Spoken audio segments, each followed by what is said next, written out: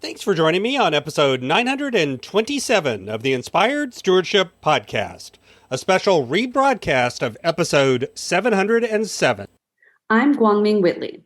I challenge you to invest in yourself, invest in others, develop your influence, and impact the world by using your time, your talent, and your treasures to live out your calling.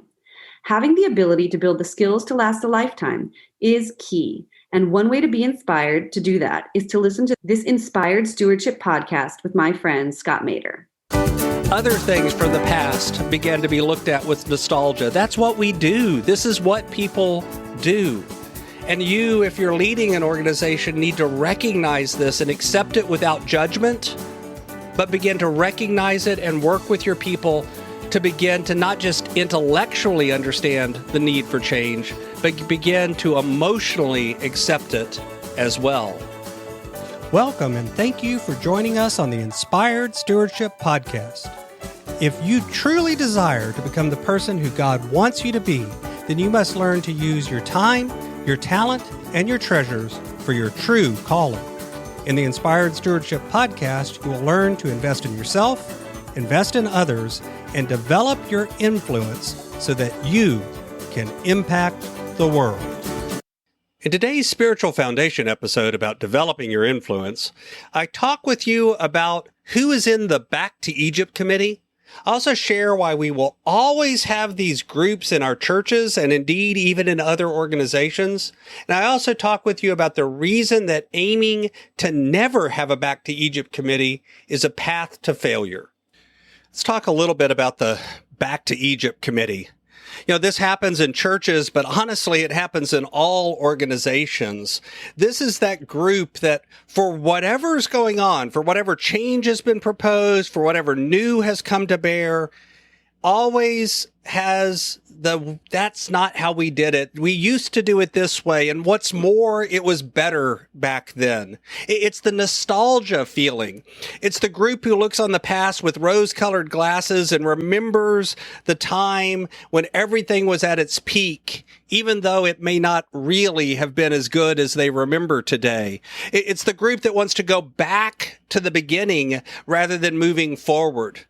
And I'll give you a hint. Odds are really good for something at some time in your church or in your work or in your home.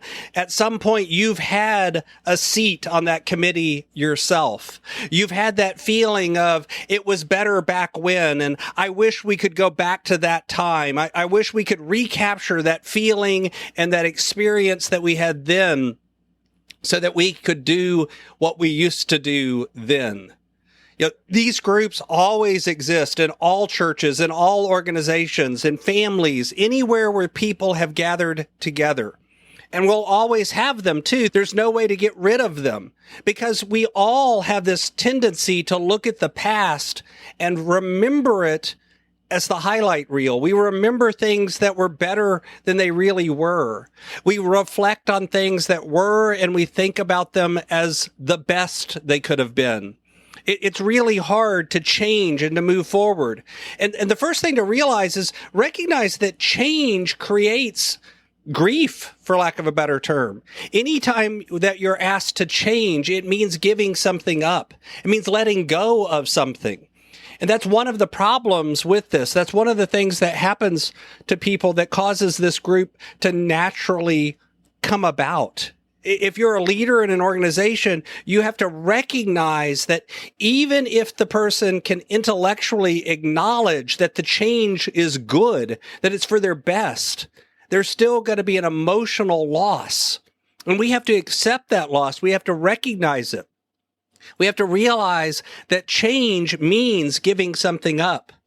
You know, we call it the Back to Egypt Committee because if you've read Numbers, you'll notice that throughout it, there's this constant litany of complaining about how we've left Egypt. This is where Moses has taken folks out of Egypt and they're going towards the promised land. And yet they're complaining about how when we were back in Egypt, everything was better. An example of that, Numbers chapter 11, verses 4 through 6. The rabble with them began to crave other food. This is after manna from heaven has been provided. And again, the Israelites started wailing and said, if only we had meat to eat. We remember the fish we ate in Egypt at no cost. Also the cucumbers, the melons, the leeks, the onions, and the garlic. But now we have lost our appetite. We never see anything but this manna. The point is, here's a miracle that has happened. They're having food provided for them, and yet they complain about it because it's not good enough. And it was better when they were back in Egypt, even though they were slaves, even though they were servants, even though they were made to work and do things that they weren't wanting to do. They don't remember that part of it. They just remember the good stuff. And they're grieving over the change. They're grieving over the fact that things have changed. And this happens in our organizations too. It happens in our churches. It happens in our families, and it happens in our business. And one mistake that leaders will make is they often think the job is to get rid of this committee. The job is to make sure that 100% of the people buy into 100% of the change 100% of the time. But the truth is that's a nearly impossible goal. Aiming to have everyone buy into every change 100% is not really the goal. Instead, you do have to recognize their loss. You have to recognize it without judgment. And you have to get people who are passionate to enroll first. And over time, other people will buy in. But you're not necessarily aiming for 100% buy-in. You're aiming for people to at least be willing to try it, to at least buy in with the idea that we'll give it a shot. We'll see what we can do. We'll see how it happens.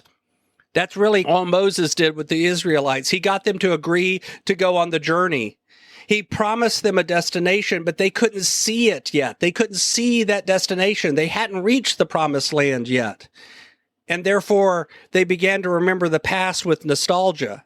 What's interesting is once they reached the promised land and it was wonderful, they still began to look at other things then. That new normal became normal very quickly, and then other things from the past began to be looked at with nostalgia. That's what we do. This is what people do.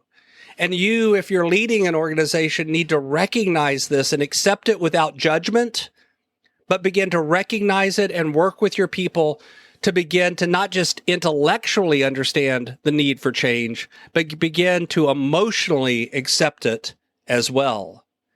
Thanks for listening. Thanks so much for listening to the Inspired Stewardship podcast. As a subscriber and listener, we challenge you to not just sit back and passively listen, but act on what you've heard and find a way to live your calling. If you enjoyed this episode, do me a favor. Go over to facebook.com/inspired stewardship and like our Facebook page and mark it that you'd like to get notifications from us so that we can connect with you on Facebook and make sure that we're serving you to the best of our abilities with time and tips there. Until next time, invest your time, your talent, and your treasures. Develop your influence and impact the world.